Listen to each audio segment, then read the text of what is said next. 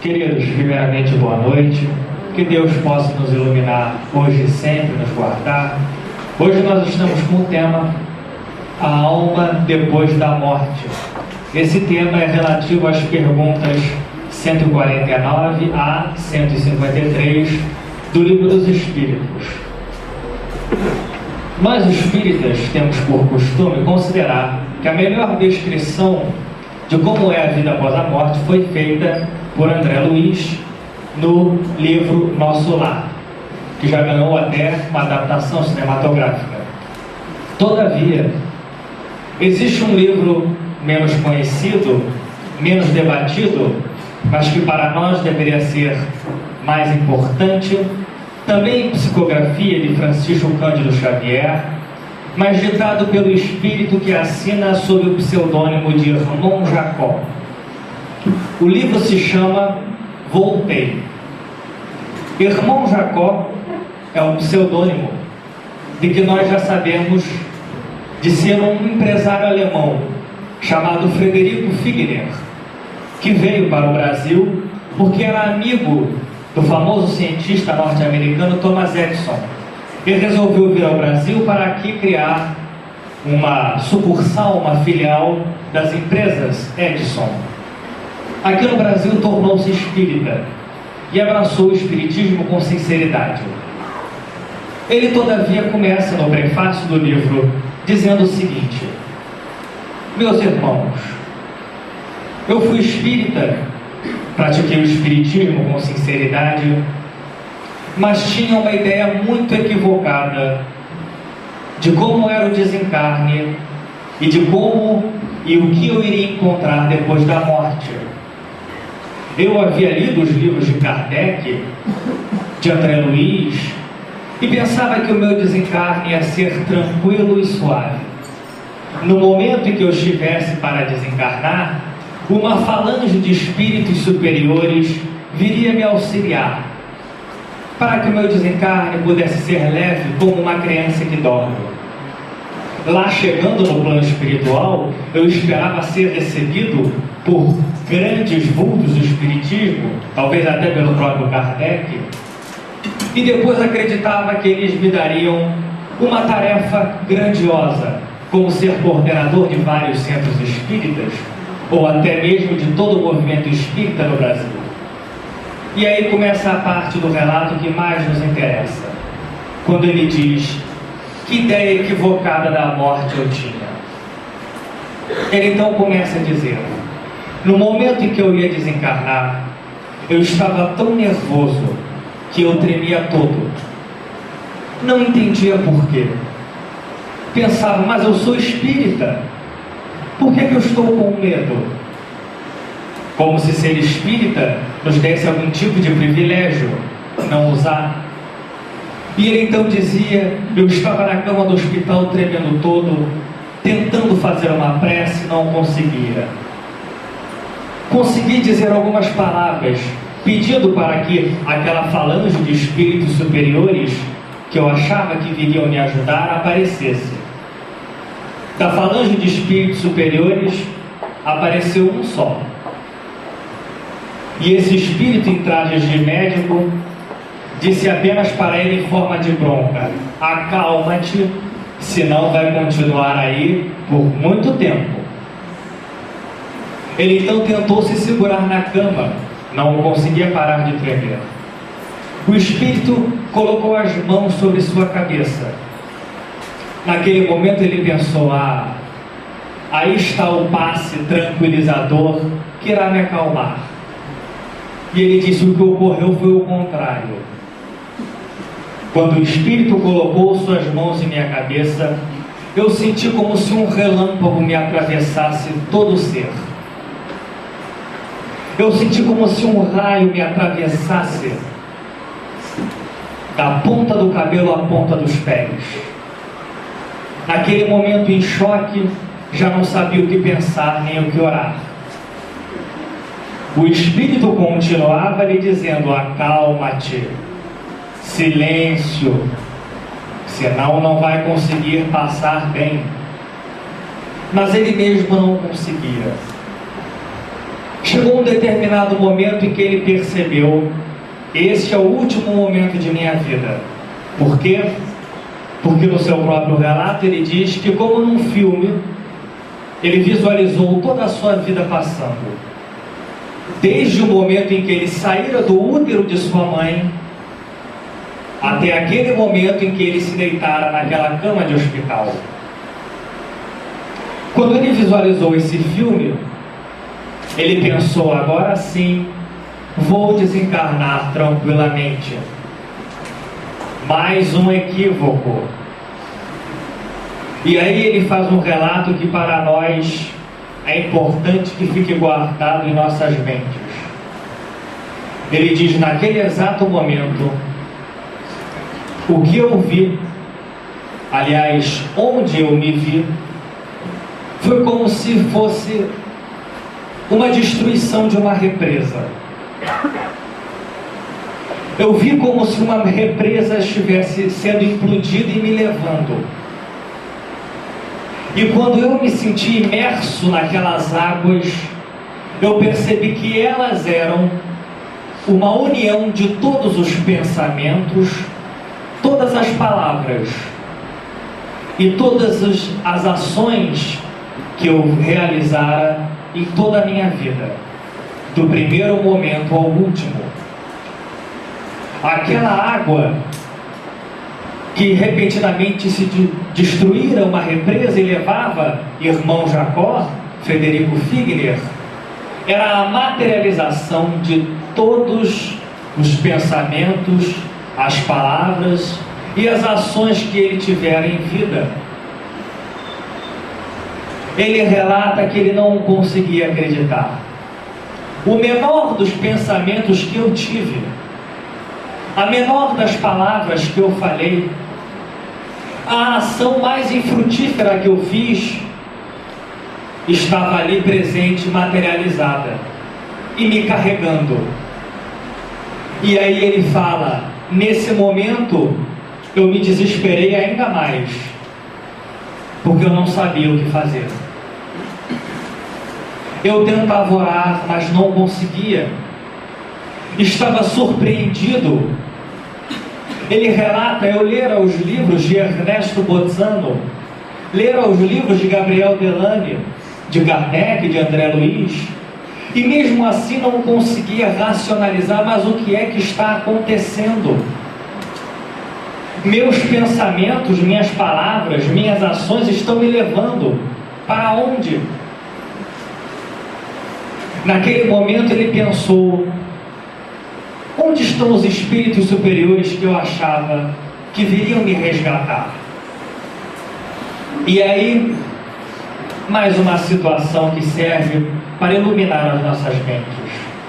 Naquele momento em que ele relata, eu não sabia se eu era um náufrago, se eu era alguém que estava desencarnando, ou se era um náufrago afundando no mar.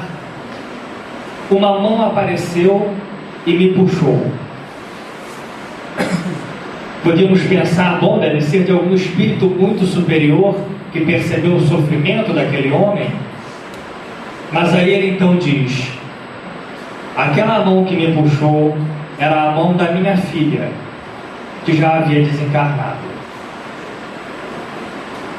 Irmão Jacó não fora salvo daquela situação por um espírito superior que ele considerasse que estava lá ao lado de Jesus e que viria ajudá-lo no desencarne. Não, foi salvo por devotamento familiar.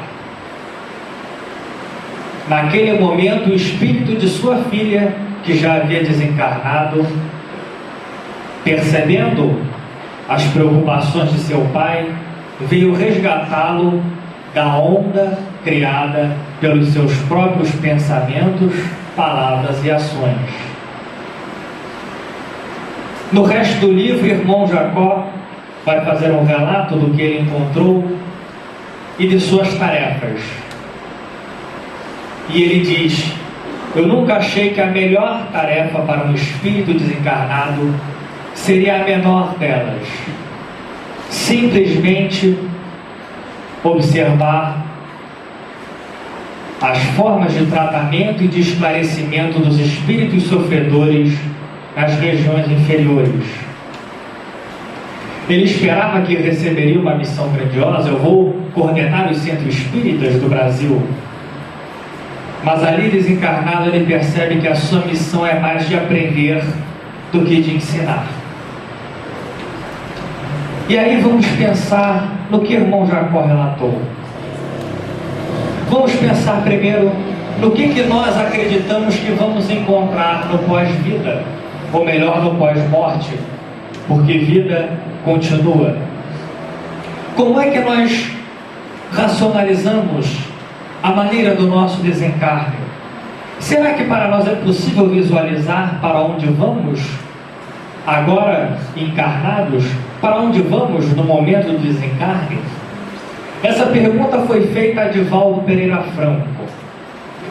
Ele estava realizando uma palestra na Suécia, na capital Estocolmo, no Instituto de Psicologia. Fora convidado para falar sobre a vida após a morte. Depois de uma palestra de 1h30, abriu para perguntas. E um dos presentes, um psicólogo, perguntou: mas, senhor Franco, o senhor falou da vida após a morte. Eu sou um cientista, eu acredito no que eu posso comprovar. Não há uma maneira de eu saber agora, encarnado, como será o mundo dos desencarnados, sem que eu tenha que recorrer à literatura espírita? Influenciado por Joana de Ângeles, Divaldo respondeu sim, e propôs uma experiência que nós não precisamos realizar agora, mas que nós podemos fazer no momento em que vamos dormir. Divaldo pediu a todos aqueles psicólogos que se encontravam no local que fechassem os seus olhos.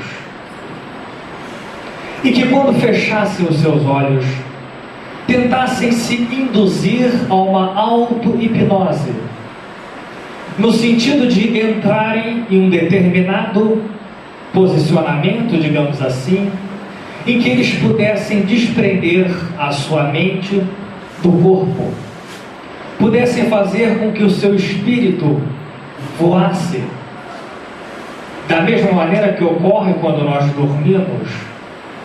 E depois dele realizar essa experiência por uns 15 minutos, pediu que todos retornassem e perguntou se alguém havia vivenciado algo.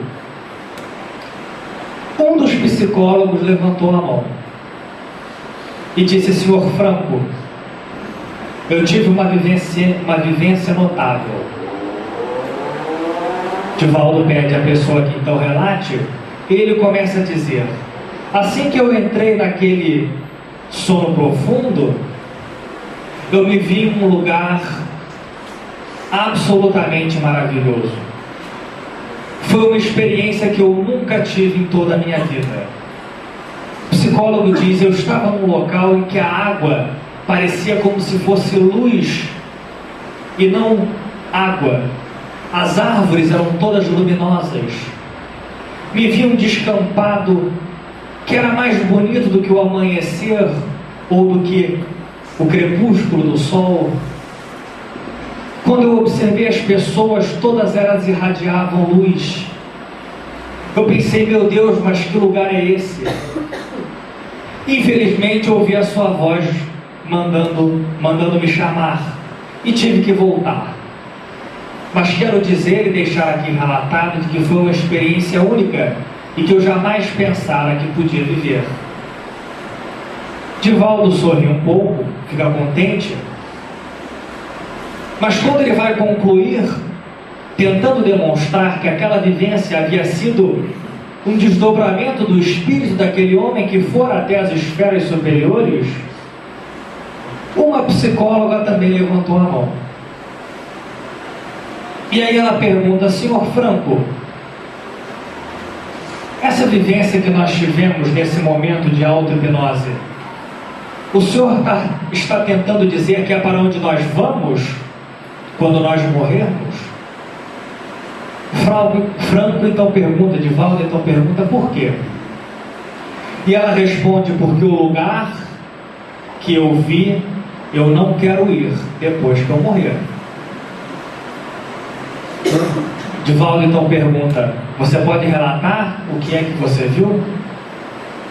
E aí então ela faz um relato sinistro do lugar que ela visualizara.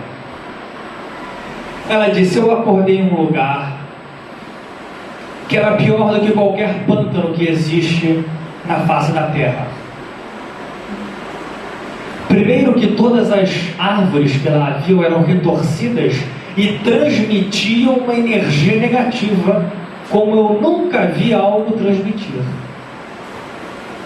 Eu me vi afundando em um lodo e não conseguia me mover. Tentei olhar em volta se havia alguém ao meu lado, e eu visualizei figuras tão escuras, mas tão escuras, que a impressão que eu tinha é que elas eram como buracos negros me sugando. Algumas pareciam como vampiros, outras como seres monstruosos. Entrei em desespero. Ainda bem que ouvi a sua voz nos chamando para retornarmos ao nosso corpo. Eu então quero lhe perguntar sinceramente, Sr. Divaldo, é para lá que eu vou depois que eu morrer? Porque se for, eu não quero ir. E nem quero acreditar que tal lugar exista e que alguém vá para lá depois que morre. Inspirado por Joana de Ângeles, Divaldo desconversa daquela maneira baiana, mas tentando conversar. Ele diz: minha filha, talvez na verdade o que você visualizou foi que algum pensamento negativo pode ter passado aqui na sala e você, como boa antena, de repente captou. Mas não fique aflita não, não é para lá que você vai. No entanto, peço que você converse comigo depois da reunião. E Divaldo finaliza falando de que todos deveriam ter esperança e um pós-morte melhor do que durante encarnados. Quando ele vai falar com aquela mulher, ele aí vai dar uma explicação que vai nos ajudar a entender o caso do irmão Jacó. Inspirado novamente por Joana de Ângeles, não poderia ser diferente, ele relata para a mulher o seguinte: olha, eu não quero te assustar, mas aqui eu vou ser sincero, porque a sinceridade é educativa quando colocada de maneira proveitosa. Infelizmente, aquele lugar sombrio, macabro, sinistro que você visualizou é o lugar para onde você vai se não mudar seus pensamentos, suas palavras e suas atitudes. Obviamente que com o apoio de Joana de Ângeles, porque senão Divaldo não poderia dizer, Divaldo relata o seguinte: aquele psicólogo que levantou a mão primeiro e que relatou o lugar maravilhoso que ele viu, tem uma postura para com os seus pacientes. A postura é a seguinte: o paciente chega na clínica só relatando desgraça. Ele então faz assim para o paciente, diz: alto lá. Você vai começar a sua sessão não relatando as desgraças. Você vai começar a sessão relatando as coisas boas que você tem na sua vida.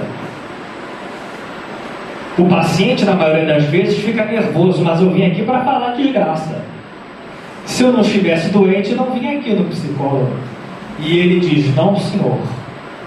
Você vai começar falando as coisas boas que você tem na vida. Na maioria das vezes, o paciente desconversa: eu só tenho porcaria na minha vida. Eu só tenho maldição. E aí o doutor começa a dizer: você tem uma casa?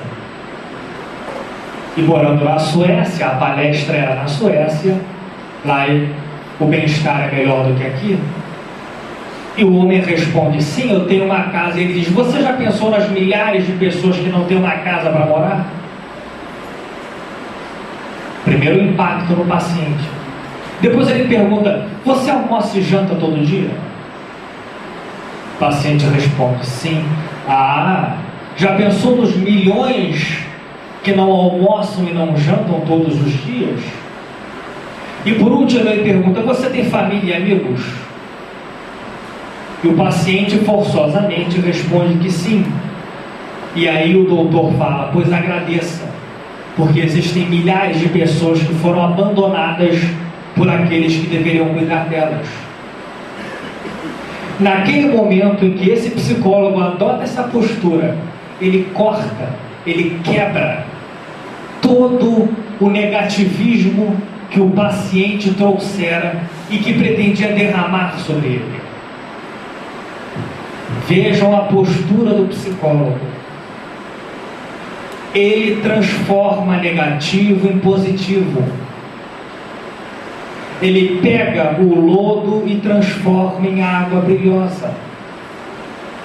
E por isso ele consegue ter pensamentos, palavras e uma atitude que produzem um lugar onde a água brilha, onde as árvores brilham, onde os espíritos que lá se encontram são iluminados, brilham também.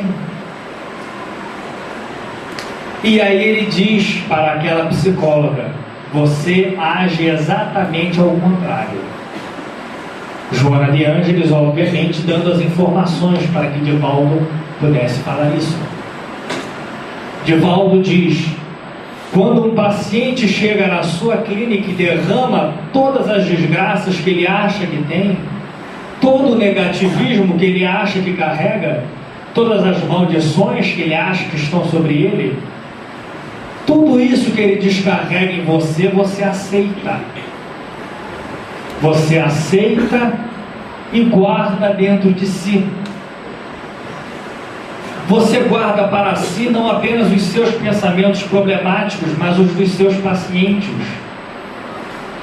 Toda a devassidão, todos os crimes cometidos, todas as injúrias, você guarda e fica pensando nisso, e depois de um determinado momento começa a agir como eles, ter uma atitude igual a dos seus pacientes que você se propusera a curar. Qual é o tipo de vida que você está levando? Quais são os pensamentos que você está tendo? Quais são os sentimentos, as atitudes? O que é que você está criando dentro de si? E como está escrito no Evangelho de Lucas, o reino dos céus está dentro de nós. Não está acima das nuvens. Não está no céu azulado. Está dentro de nós. Nós vamos para o lugar que criamos dentro de nós. Esse é o ensinamento que o irmão Jacó quer trazer no livro Voltei. Esse é o ensinamento que Divaldo tenta passar para aquele seminário de psicólogos. Qual é o plano espiritual que você está criando no seu coração? Porque o lugar que nós vamos é exatamente o lugar que nós criamos bem aqui. E aí, lembrando de André Luiz falando sobre os sonhos, ele diz: se os homens soubessem que aquilo com que eles sonham é uma indicação do que eles vão encontrar no pós-morte, prestariam mais atenção no que estão sonhando. Informação de André Luiz. Por quê? No momento em que nós dormimos, nosso espírito se desdobra. Ele está livre. Não precisa ficar preso ao corpo. Ele pode viajar para outras esferas, superiores ou inferiores. Lembremos de um fato muito curioso, que aliás é relatado por Humberto de Campos. Certa vez Kardec estava lendo a vida de Martinho Lutero, o líder da Reforma Protestante. E Martinho Lutero certa vez relatou que sonhou com o reino dos céus. O lugar era maravilhoso. Lá estavam todas as figuras que batalharam pela regeneração da humanidade. Kardec, naquela noite, orou pedindo aos céus que lhe dessem permissão para que ele sonhasse com o mesmo lugar, porque ele queria ter a certeza de que estava no caminho do bem. É curioso porque naquela noite um espírito superior o atendeu, mas ao invés de levar Kardec para as zonas superiores, levou Kardec até as zonas inferiores. Nesse momento nós podíamos pensar, coitado do Kardec, será que ele não orou direito? E ele, que é o grande codificador da doutrina, tinha um motivo. Chegando às zonas mais escuras possíveis, Kardec começa a ouvir uns gritos que cortam o coração dele.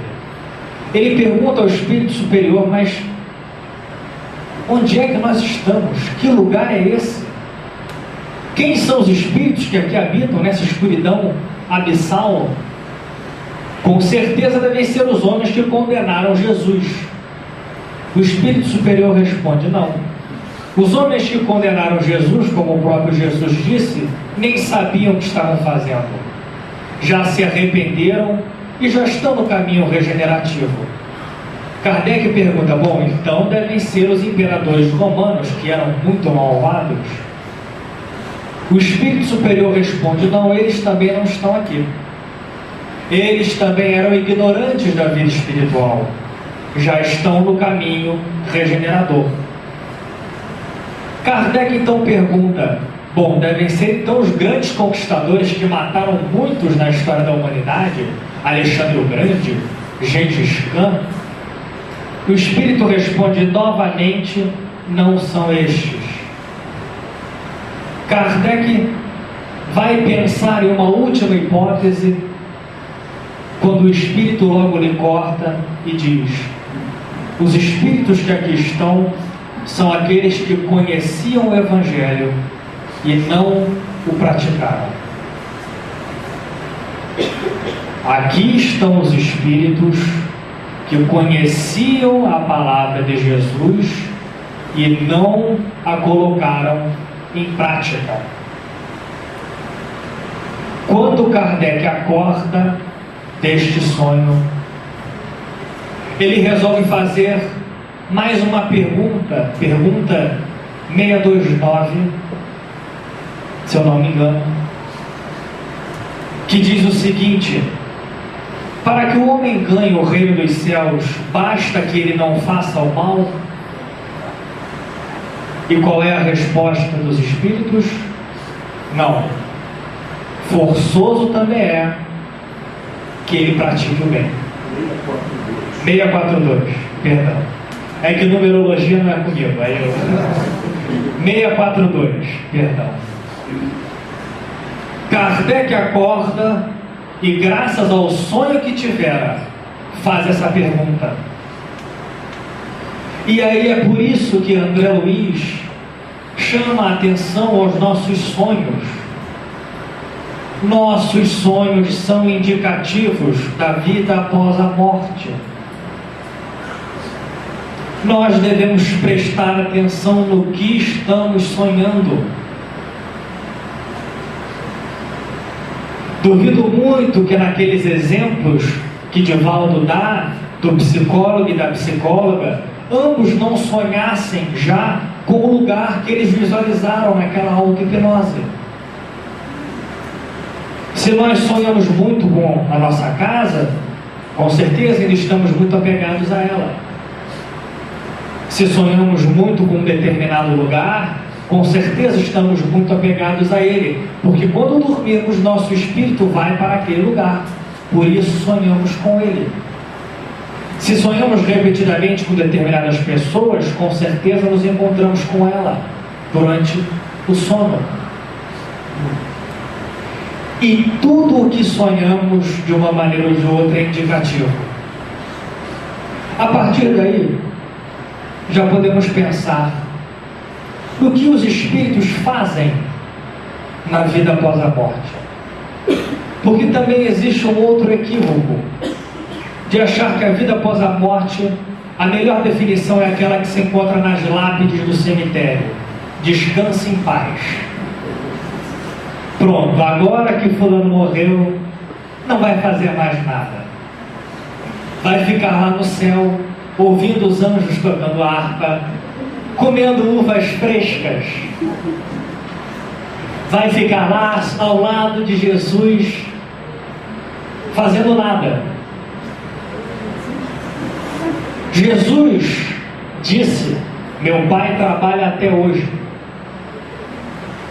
Não tenhamos dúvida, no plano espiritual continuaremos o nosso trabalho. É curioso, porque quando foi lançado o filme Nosso Lar, um dos críticos de cinema, aliás o melhor que há no Brasil, disse que ele gostou muito do filme, mas não gostou muito da mensagem, porque ele disse: ah, não, se depois da morte eu tiver que continuar trabalhando, eu não quero morrer então. Ah, eu não quero morrer, eu já trabalho muito aqui, ainda vou ter que trabalhar do lado de lá, não gostei não, já vi que esse espiritismo não é para mim, porque eu não quero trabalhar do lado de lá. Queridos, o melhor trabalho possível é o trabalho em nome de Jesus. No plano espiritual, se nós formos merecedores, receberemos um trabalho que será o melhor trabalho de nossas vidas. Nós seremos servos de Jesus. Nós conseguiremos receber o tesouro que acumulamos. E esse tesouro não é um baú escondido com moedas dentro. Ele é, como Paulo disse certa vez.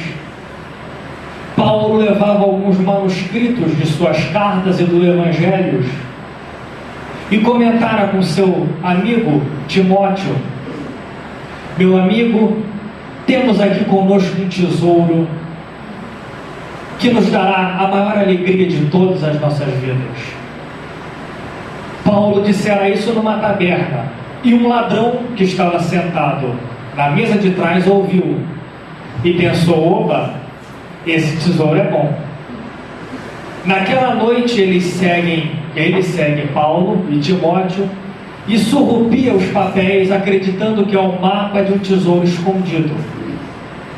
Quando acordam, Timóteo leva um susto: mestre, roubaram o nosso tesouro, roubaram o mapa do nosso tesouro. E Paulo diz: pelo contrário, o mapa do nosso tesouro está escrito aqui. O nosso tesouro está guardado lá em cima. E esse mapa agora vai ajudar um irmão sofredor a encontrar o caminho do Cristo. O nosso tesouro está no plano espiritual, porque nada mais é do que um trabalho, um serviço em nome de Jesus. A fundadora do centro a qual pertenço, Brunilde Mendes, costuma brincar que sempre que ela fazia palestras e alguém vinha falar com ela, dizia: ah, dona Brunilde, a senhora quando morrer, a senhora vai ser recebida por doutor Bezerra de Menezes. Olha, doutor Bezerra de Menezes vai estar aguardando a senhora do ladinho. E ela diz: é, minha filha, e com certeza ele vai estar com uma vassoura na mão e vai me dizer: Brunilde, está aqui o teu tesouro, pode começar a varrer. E ela diz: eu vou varrer com a maior alegria de minha vida, porque trabalhei minha vida inteira de encarnada para ser merecedora de um trabalho do plano espiritual, por menor que nós achemos que ele seja. Só para termos uma ideia, no livro Presença de Luz, psicografia de Chico Xavier, o espírito comunicante Augusto César, está relatada uma história que se chama Um Rapaz no Outro Mundo. A história é a seguinte: um jovem, nos seus 20 e poucos anos, que gostava muito de praticar esportes, muito sadio, de família descrente, agnóstica, mas correta, que tinha uma conduta moral correta para a sociedade, veio a falecer repentinamente num acidente de carro. Chegando ao plano espiritual, foi recebido por amigos espirituais e lá foi colocado em um trabalho. A mãe desse menino estava desesperada. Ela corria em todas as igrejas e depois, como não encontrava consolo, passou a correr em todos os centros espíritas que encontrava, clamando por uma resposta, uma mensagem do seu filho. Chico Xavier, certa noite, a noite em que essa mãe estava, recebe o espírito do menino. E ele começa então a dar alguns recados consoladores. Mamãe, não estou morto. Mamãe, estou bem. Fiz apenas uma passagem. Estou aqui no plano espiritual. Ela se acalma um pouco, mas continua com aquela ânsia de receber mensagens. O filho então começa a dar mensagens em lugares mais próximos a ela. Ela não morava em Uberaba. E ele aproveita, por indicação dos espíritos superiores, a começar a dar alguns ajustes para aquela sua mãe. Mamãe, a maior alegria da vida não é receber mensagens do filho desencarnado, é praticar o Evangelho de Jesus. Pratique o Evangelho de Jesus. Faça o que Jesus colocou e pediu que todos nós fizéssemos. Ali você receberá um conforto muito maior do que essas mensagens. Ela então começa e entra numa atividade de caridade do centro espírita que frequentava. Pouco a pouco o seu filho vai dando mais mensagens nesse sentido. Mamãe, que bom que você está nesse caminho. Mas aproveito para lhe dizer que há uma localidade, um hospital que está precisando de ajuda. Você não pode ir lá ajudá-los? E ela vai. E ele manda uma outra mensagem dizendo: mamãe, existe uma creche desconhecida das pessoas que está precisando de apoio. Não tem como você ir lá levar uns alimentos? E ela vai. E ele começa a mandar cada vez mais e mais mensagens nesse sentido. Mamãe, lembre-se do leprosário. Mamãe, existem outros hospitais que não aquele. E ela começa a criar uma corrente de ajuda aos lugares que tinham poucos recursos para se manter. O tempo passa, os anos correm, e lá no plano espiritual, certa vez, aquela falange de amigos daquele espírito se reúnem para o estudo. O tema do estudo é a prática da caridade. O mentor, o espírito mentor, diz: bom, como vocês todos sabem, um exemplo vale mais que 1000 palavras, vale mais que 1000 sermões. Portanto, eu vou dizer a cada um de vocês onde está a pessoa encarnada que eu quero que vocês observem, porque essa pessoa está num trabalho missionário. Cada espírito vai sendo alocado em um lugar. Quando chega o momento daquele jovem, ele diz: o espírito que você tem que acompanhar vai estar em determinada hora em tal lugar. Observe-o, porque é um espírito muito auxiliador. O jovem vai. E qual não é a surpresa quando naquela hora, naquele local, quem ele encontra como sendo marcado o espírito auxiliador que se encontrava no trabalho missionário? Sua mãe. Sua mãe estava ali, cumprindo com as mensagens que o filho trouxera, e aí é colocada no livro, que é a mais tocante passagem. O filho estava numa posição um pouco superior à mãe, mas devido à mãe ter feito aquele sacrifício de ajudar ao próximo, por orientação do filho, passar ali à frente.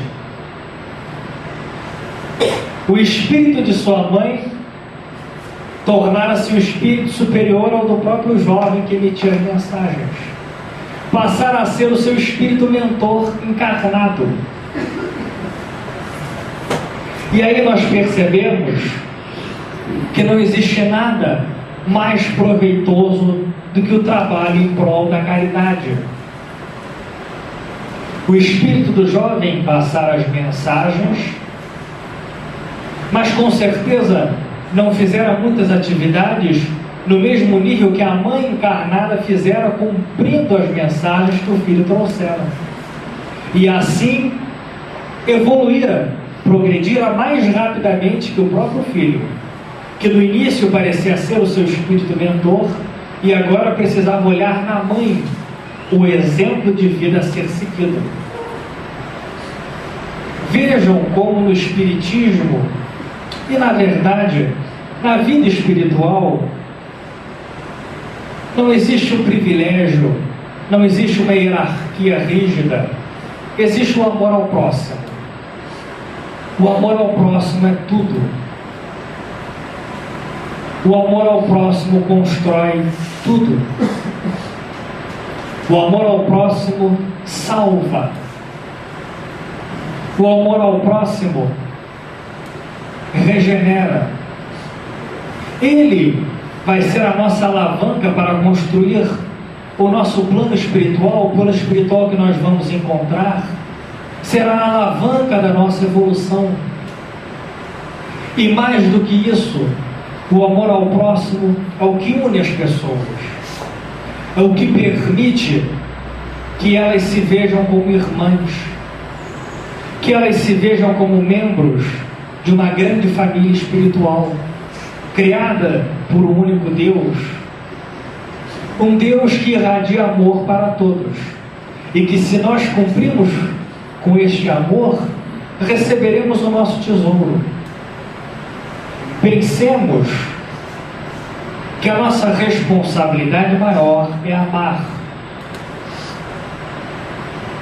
Pensemos que o nosso projeto de vida é o amor. E que todos nós nos responsabilizamos, antes de encarnar, a amar. Essa foi a programação igual para todos. Antes de encarnar, eu me comprometo a amar. Talvez nem todos estejam cumprindo essa parte, mas aí devemos pensar que a nossa responsabilidade maior é para conosco. Devemos refletir como Santo Agostinho fazia antes de dormir. E ele se questionava: será que hoje eu amei?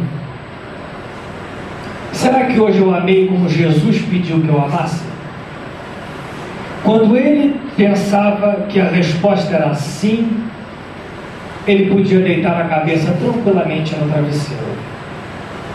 Enquanto ele não tivesse resposta dessa certeza, ele ficava orando, até que ele conseguisse sentir que, de alguma maneira, aquela oração o melhorara. E assim ele podia dormir.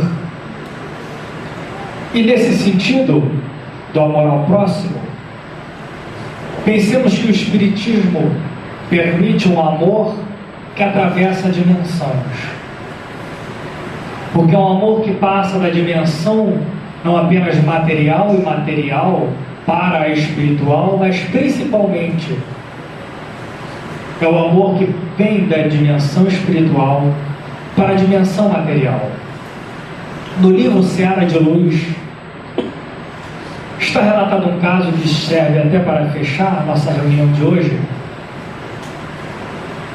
Uma esposa, Divaldo estava com Chico Xavier em Uberaba.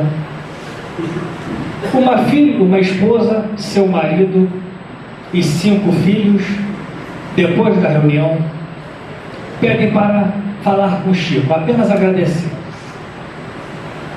Divaldo então quer saber por que o agradecimento. E a mulher então começa a relatar a Divaldo porque ela for ali apenas para dizer a Chico Xavier obrigado.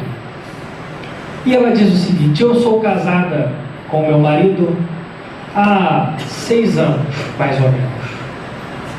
Temos aqui 5 filhos, cada um nasceu em um ano do casamento. Mas nós tínhamos uma primogênita, uma 6ª filha, na verdade a primeira. E aí a mulher começa a relatar o que aconteceu.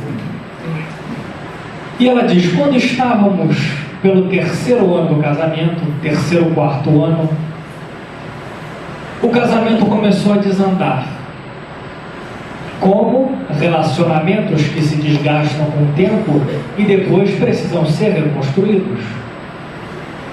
Uma 3ª pessoa entrou em nossa vida. Meu marido começou indo passar a noite com essa pessoa, um dia na semana, 2 dias na semana, 3 dias na semana, 4 dias na semana, 5 dias na semana, 6 dias na semana, fechou a semana inteira. Já não dormia mais em casa.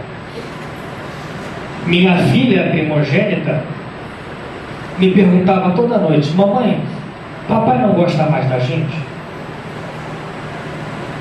A mãe não sabia o que dizer. Dizia: não, é porque ele está viajando. Ele precisa estar com uma pessoa que ele está ajudando e precisa viajar toda noite. A filha dizia: ah, mamãe, eu acho que o papai não gosta mais de mim, por isso que não dorme aqui com a gente. A mãe, com o coração apertado, não sabia nem o que dizer para a filha, nem como mudar aquela situação com o marido. Certa vez o marido passou em casa, deve ter sido para ganhar as roupas. E a filha foi falar com ele e disse: papai, você não gosta mais de mim, não é? O pai levou um choque. Que isso, minha filha? Eu amo você de todo o meu coração. E a filha disse: mas papai, você abandonou nossa família? Não dorme mais aqui conosco?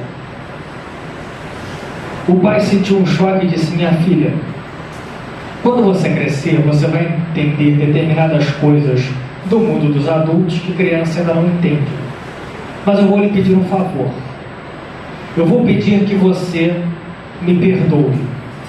Se você não conseguir me perdoar, me desculpe, porque a desculpa é um caminho para o perdão. Ainda impactado por aquela fala da criança,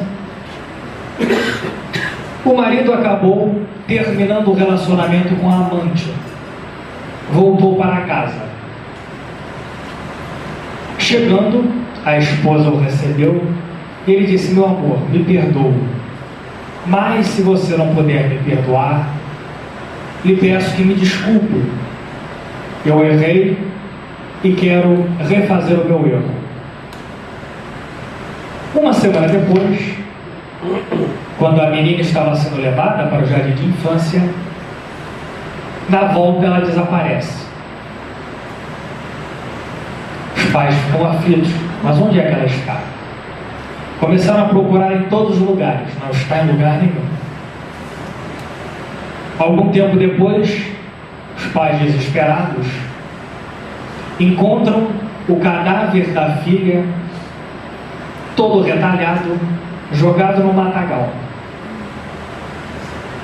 A polícia começa a investigação. Procura daqui, fuça dali. Quem é que a polícia vai encontrar como culpada? A amante. E ela na delegacia diz: sim, fui eu que matei. E eu matei aquela criança porque ela roubou de mim o homem da minha vida. Eu já tinha conseguido tirá-lo da esposa dele, mas da filha dele não conseguiu. Por isso a matei. O pai, quando ouve isso, tem uma única sensação: ir até a cadeia, matar aquela mulher e depois se matar. A mãe, todavia, que não queria transformar essa desgraça em uma bola de neve maior, ou uma aparente desgraça, a morte da menina, em uma bola de neve maior, decide procurar alguém que possa ajudá-los. Procura, chega até quem? Chico Xavier. Chega até Chico Xavier e ele diz: Chico, mataram a minha filha. E desaba. Chico todavia diz: minha querida, ninguém mata ninguém. Nós simplesmente passamos deste plano para outro. Mas não se preocupe, sua filha está aqui presente. Foi trazida por sua avó, que é o espírito que toma conta dela, e quer lhe dar uma mensagem. E aí Chico psicografa a mensagem. A mensagem é sucinta, diz unicamente: papai, perdoe a mulher que fez isso comigo, mas se você não conseguir perdoar, então desculpe, porque a desculpa é o caminho para o perdão. Naquele momento, uma situação que poderia se transformar numa tragédia imensa é resolvida pelo amor. É resolvida graças a essa mensagem de amor do plano espiritual para o plano material. É resolvida graças à doutrina espírita, graças à missão de Chico Xavier. E aí nós pensamos como, quando tem o amor na receita, tudo se encaixa, tudo sai bem. Aquela mulher ali voltara, e Divaldo estava presente oportunamente, e ela simplesmente diz: Chico, obrigado. O marido se demovera da ideia de cometer aquele assassinato e um suicídio, voltar ao lar. Agora já estavam reconstruindo a vida com amor, e sabendo que a filha, que eles achavam que havia morrido, estava viva no plano espiritual. O amor, e o amor em ação, que podemos traduzir pela palavra caridade, é o que salva. Por isso que fora da caridade não há salvação. Fora do amor em ação não há salvação. Que Deus nos ilumine hoje e sempre, que nós possamos colocar o amor em nossos corações.